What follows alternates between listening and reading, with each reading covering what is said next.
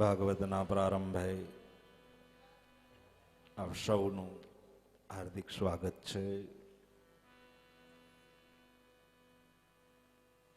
ભગવાનના દિવ્ય ગુણાનુવાદ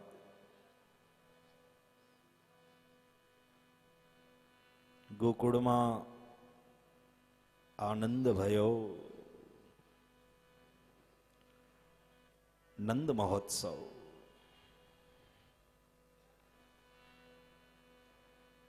નવમના દિવસે મહોત્સવ થયો. આનંદ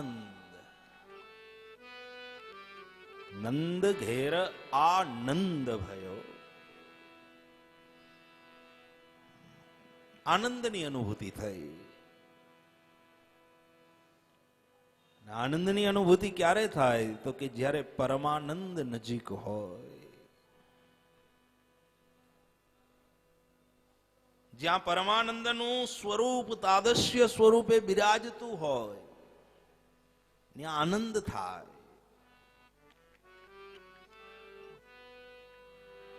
અને એને આપણે મહોત્સવ કહીએ. મહોત્સવ, ઉત્સવ. ઉત્સવ એટલે ઉત એટલે ઈશ્વર, સવ એટલે સમૂહ. જ્યાં સમૂહ ભેગો થયો, જ્યાં બ્રહ્મ બિરાજે ત્યાં ઉત્સવ થાય.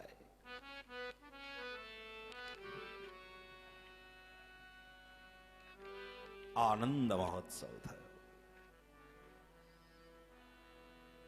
નંદ બાબાના ઘરે જ્યાં નંદ હોય ત્યાં આનંદ થાય.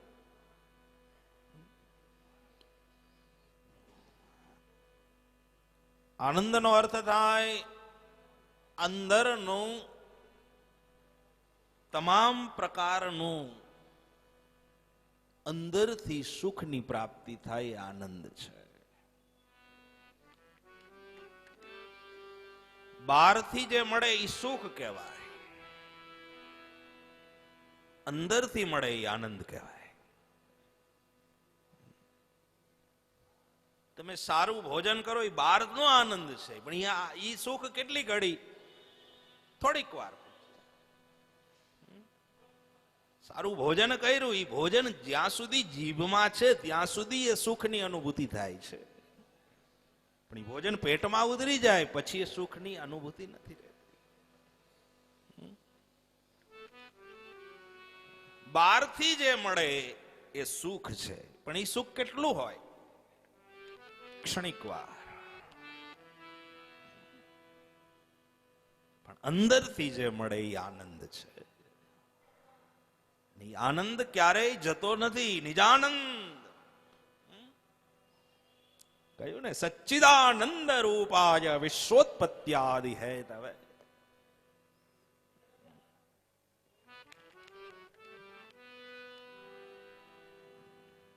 કેટલાને આવડ્યો આ શ્લોક? આપણે બોલાવ્યો તો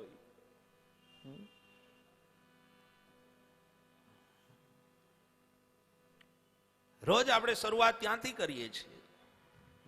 કથાની શરૂઆત ભાગવતજીના એવા સુંદર શ્લોકથી, જેમાં પરમાત્માના સ્વરૂપનું વર્ણન છે. એ શ્લોકની અંદર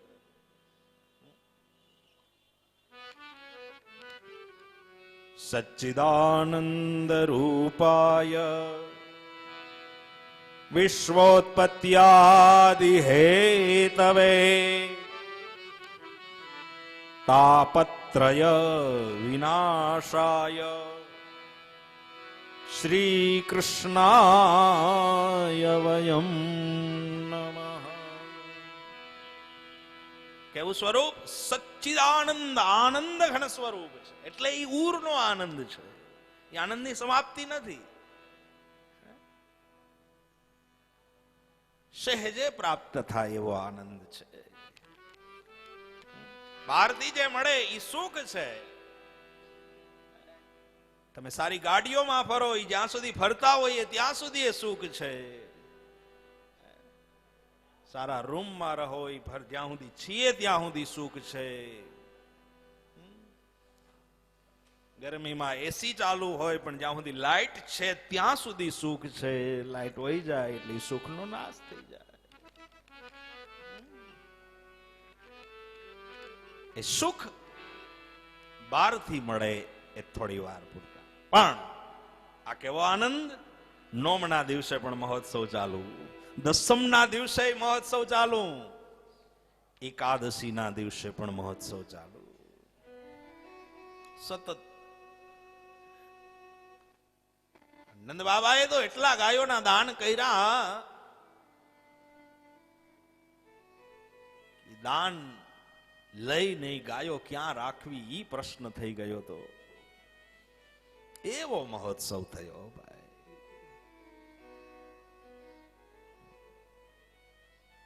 બધા જ દેવતાઓ જુદા જુદા સ્વરૂપે ભગવાનના દર્શન માટે આવી ગયા હતા. અલગ અલગ સ્વરૂપ લઈ અને બધા જ દેવતાઓ ગોકુળમાં ગોઠવાઈ ગયા.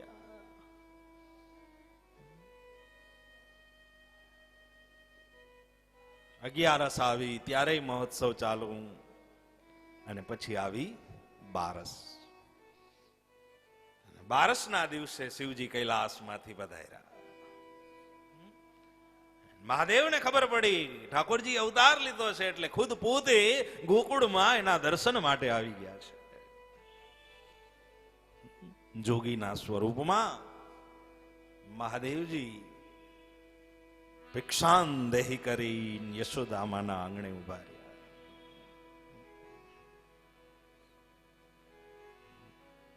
યશોદામાને એમ કે કોઈ જોગી ભિક્ષા લેવા આવ્યા છે, કારણ કે લાલાનો જન્મ થયો, જુદા જુદા બધા આવતા હોય, ખૂબ દાન દીધું છે તો આપણે જોગીને ભી દઈએ.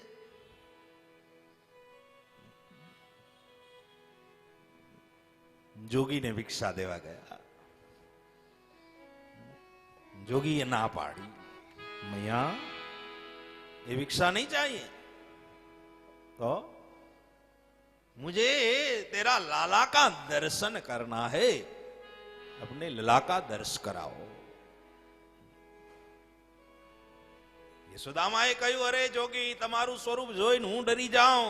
અરે કદાચ મારો લાલો જુએ અને ડરી જાય તો દર્શન નહીં થવા દો.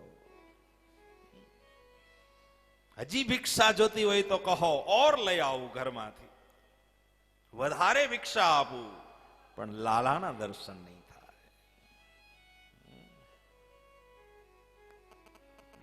ત્યારે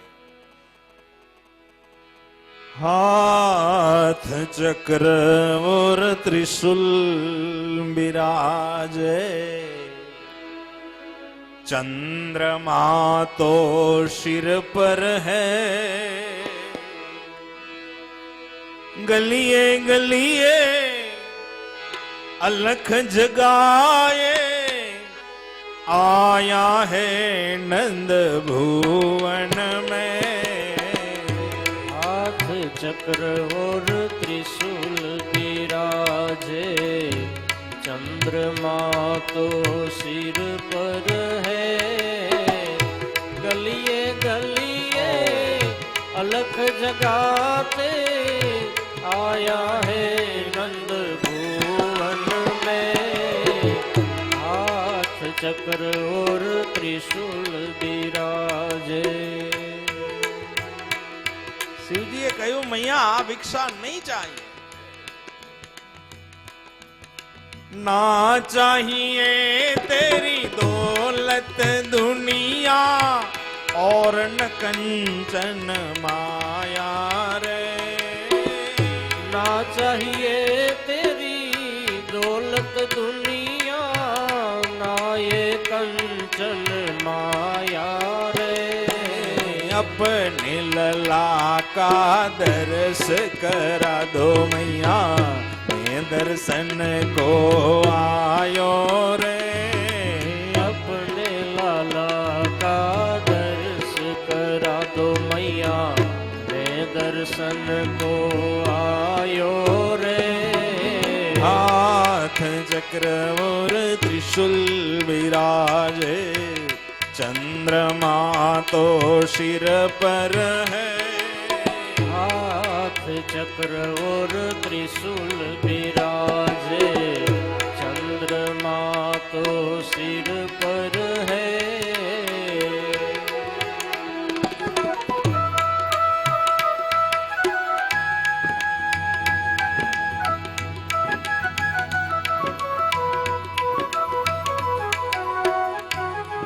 માએ ના પાડી, તમને દર્શન નહીં થવા દો.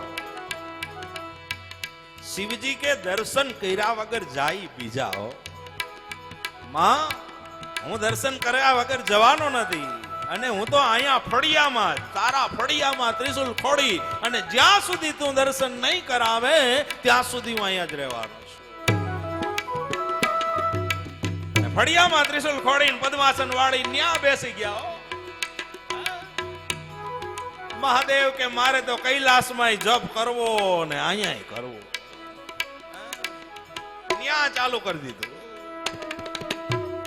ઠાકોરજીને કહ્યું કે આ માં દર્શન નહીં કરાવે, તું ઈચ્છે તો જ મને દર્શન મળશે, માટે હવે તું જ કંઈક કર. એટલે પોતે ત્રિશુલ ફળિયામાં રાખી પદ્માસન વાળી અને બેસી ગયા, જપ કરવા લાગ્યા. શ્રી કૃષ્ણ શરણમ મમ, જય શ્રી કૃષ્ણ શરણમ મમ. શ્રી કૃષ્ણ શરણમ જપ મમ, શરૂ હો જય ગયા શ્રી મહાદેવ કૃષ્ણ કા. શરણમ મમ. શ્રી કૃષ્ણ શરણમ મમ, જય શ્રી કૃષ્ણ શરણમ મમ.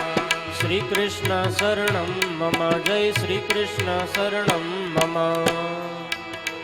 પ્રભુના નામનો જપ કર્યો અને વાહ લાલાને એમ થયું કે મહાદેવજી કૈલાસમાંથી આવ્યા છે, માં દર્શન નહીં કરવા દે, હવે મારે જ કઈ યુક્તિ કરવી પડશે. એટલે પોતે રુદન કરવા લાગ્યા ઠાકોરજી. યશોદામાં પારણામાંથી ઉઠાવી લાલાને આમ તેમ રમાડવા લાગ્યા, રમકડા આપવા લાગ્યા, ખિલોના દેને લગી માં, પણ લાલો શાંત નહીં. એક ગોપી આવીને કહ્યું, માં તમારા લાલાને કોકની નજર લાગી ગઈ એટલે રડે છે. તો કે તો શું કરવું? લીંબુ મરચા ફેરવો ને. તો કે કેટલાય ફેરવી નાખ્યા પણ લાલો શાંત નથી થતો.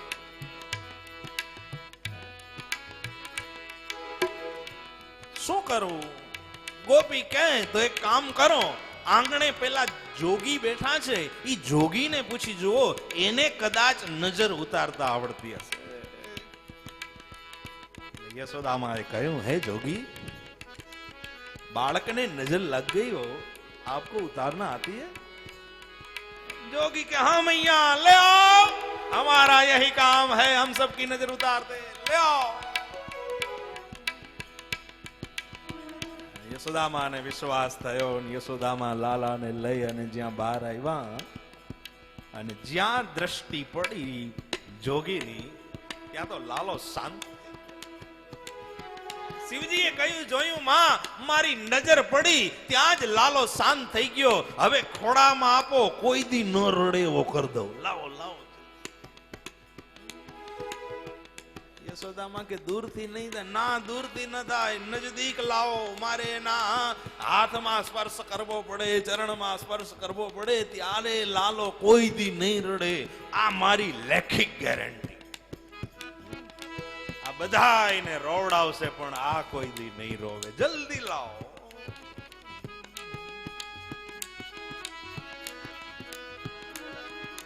अलख जगा के नंद भुवन में आया तो रे द्वार रे, हाथ चक्र और त्रिशूल विराजे, चंद्रमा तो सिर पर है, गलिए गलिए अलख जगाए, आया है नंद भुवन में.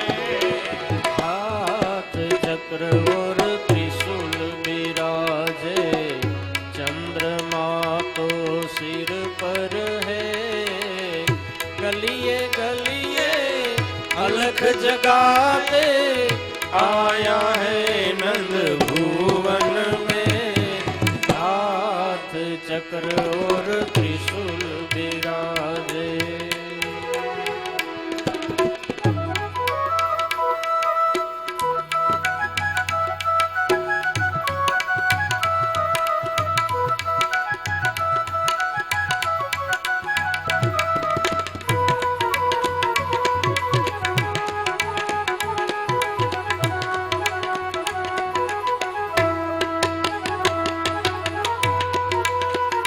મહાદેવજીના ખોળામાં લાલાને પધરાવ્યા છે. ચરણ ચુંબવા લાગ્યા, ચરણ સ્પર્શ કરવા લાગ્યા. ત્રિભુવનનું સામ્રાજ્ય જેના ખોળામાં રમતું હશે એ શું કેવું હશે વિચાર કરો. સમાધિ લાગવા લાગ્યો. ગલામાં શેષનાગ હતા. એ શેષનાગને એમ થયું કે લાવ હું પ્રભુના ચરણનો લાભ લઈ લઉં. અને એ શેષનાગ લાલાના ચરણને જ્યાં સ્પર્શ કરવા જાય ત્યાં તો યશોદામાની રાડ નીકળી ગઈ. હે જોગી, ધ્યાન રાખજે, આ તારા નાક ક્યાંક મારા લાલા નડી નો જાય. શિવજી કે માં ચિંતા ન કરો, આ તો નાનો નાગ છે, પણ આનાથી એ મોટા મોટા નાગને નાથશે. બડા નાગ ન થયા હે. आप खाली चिंता कर रही हो मां, लाला की कोई चिंता न करो. क्यों? मेरा स्पर्श इसको हो गया है और उसका स्पर्श मुझको हो गया. पंच बेर परिक्रमा करके श्रृंगीनाद बजायो रे. पंच बेर पांच वक्त परिक्रमा करके श्रृंगीनाद बजायो रे. सूरदास बलिहारी कन्हैयो, सूरदास बलिहारी कन्हैया, जुग जुग जिए तेरो जायो रे. हाथ चक्र और त्रिशूल विराजे, चंद्रमा तो सिर पर है. गलिए गलिए अलख जगाए, आया है नंद भुवन में. हाथ चक्र और त्रिशूल विराजे, चंद्रमा तो सिर पर है. गलिए गलिए अलख जगाए, आया है नंद भुवन में. हाथ चक्र और त्रिशूल विराजे, हाथ चक्र और त्रिशूल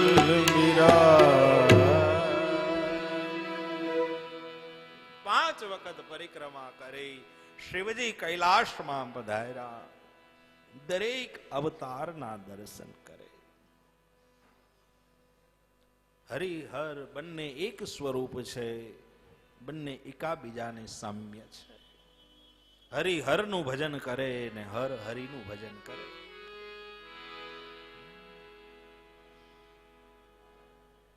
બંનેમાં ભેદ નથી.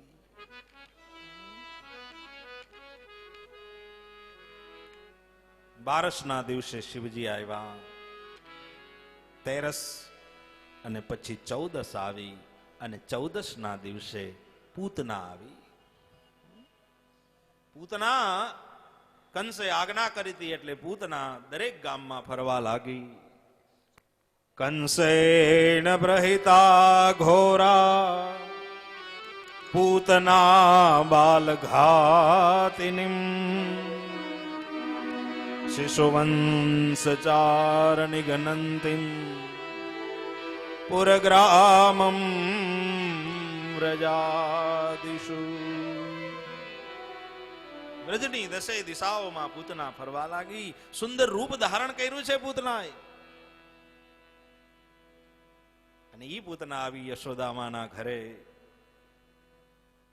પછી તો યશોદામાં રોજ પૂછતા નહીં કે તમે કોણ છો, કારણ કે રોજ નવા મહેમાન. ઘડીએ ઘડીએ ક્યાં પૂછવા જાવ. પણ ઓલી બીજી ગોપીઓ હોય ને, એ ગોપીઓ પૂછી લે કે તમે યશોદામાની ઘરે આવ્યા તો એના કઈ સગા થાવ? તો કે હા. શું સગા થાવ? તો કે હું લાલાની માસી થાવ. હા, તો જબલું લઈને આવ્યા હશો ને? કે હા, ઈ લઈને આવ્યું છું. યશોદામાને પછી તો ઓળખે નહીં કે આ રોજ નવા નવા મહેમાન. પછી યશોદામાં બહુ ડિસ્કસ ન કરે, કહે લાલાની જરૂર છે ને? તો કે હા, કારણ કે બધા એના હાટો જ આવ્યા હોય. એટલે તરત પારણામાંથી ઉઠાવી અને યશોદામાં પૂતનાના ખોડામાં આપી દીધા. ચારે બાજુ પૂતનાએ નજર કરી, યશોદામાં એના કામમાં લાગી ગયા. પૂતના તો બાલ નિઘ્નંતી, એ તો વધ કરવા માટે આવી છે. પૂતના થોડી રમાડવા આવી છે. એટલે પૂતનાએ ચારે બાજુ દ્રષ્ટિ કરી, કોઈ દેખાયું નહીં. વિચાર કર્યો, લાલો કે લાવ, પેલા તું જ મારી પાસે આવી જા એટલે હું તારો પેલા ઘડો લાડવો કરી દઉં, એટલે બીજા કોઈને હેરાન ન કરે. પેલા મારી નજીક આવી જા. અને જેવા ઠાકોરજી પૂતનાના ખોડામાં આવ્યા ને એટલે ઠાકોરજી આંખો બંધ કરી દીધી. શું કામ હે? પૂતના, પૂત એટલે પવિત્ર, ના એટલે નહીં. જે પવિત્ર નથી અને ઠાકોરજી ક્યારેય દ્રષ્ટિમાં નથી લેતા. પૂતના અવિદ્યા છે, અવિદ્યાને ક્યારેય પ્રભુ સ્વીકારતા નથી. વિદ્યાને સ્વીકારે છે, અવિદ્યાને ક્યારેય બી ન સ્વીકારે. ત્રીજા અર્થમાં એવું પણ વિચારી શકાય કે ઠાકોરજી એટલા માટે આંખો બંધ કરી કે પૂતનાને હું કેમ મારું, આવું વિચારી રહ્યા છે. આનો વધ કેમ કરું?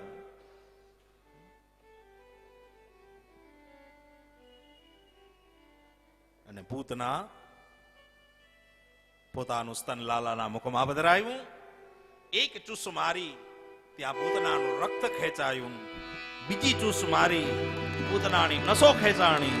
અને જ્યાં ત્રીજી ચૂસ મારી ત્યાં તો સામંચ મંચાલ મલ મિટી પ્રભાસણી નિસ્પટ્યમાનામ ખીલ જીવ મરમણી મુંચમાં પૂતના રાડ પડી ગઈ. છોડી દે. શું કામ? જન્મ મરણના ચક્કરમાંથી છોડી દે. તારા હાથે મારો વધ થશે ને તો હું જન્મ મરણના ચક્કરમાંથી છૂટી જઈશ. પૂતનાનું મૂળ સ્વરૂપ આવી ગયું, તાદસ્ય સ્વરૂપ આવી ગયું, રાક્ષસી. જમીન ઉપર ઢળી પડી. યશોદામાં આવ્યા, જોયું, અરે ઠાકોરજી મારા લાલાની રક્ષા કરી, નહીતર આ રાક્ષસી આજ મારા લાલાનું પૂરું કરી નાખે. ઠાકોરજીનો પાડ માંગ્યો.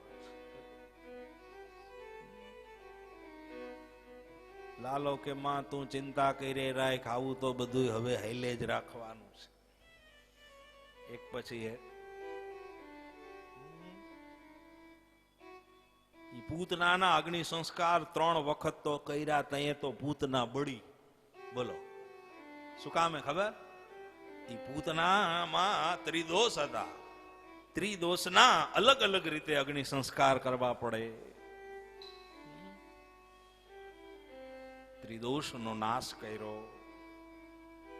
પેલા રાક્ષસીને મારી. આનો અર્થ એમ થાય કે ભવિષ્યમાં બીજા કોઈ રાક્ષસ પેદા ન થાય એટલે પેલા હું રાક્ષસી તત્વને ખતમ કરી નાખું. પૂતના અવિદ્યા છે. જ્યાં પવિત્રતા હોય ત્યાં ઠાકોરજીનો વાસ હોય. આપણું ઘર પવિત્ર હોવું જોઈએ, આપણું મંદિર પવિત્ર હોવું જોઈએ.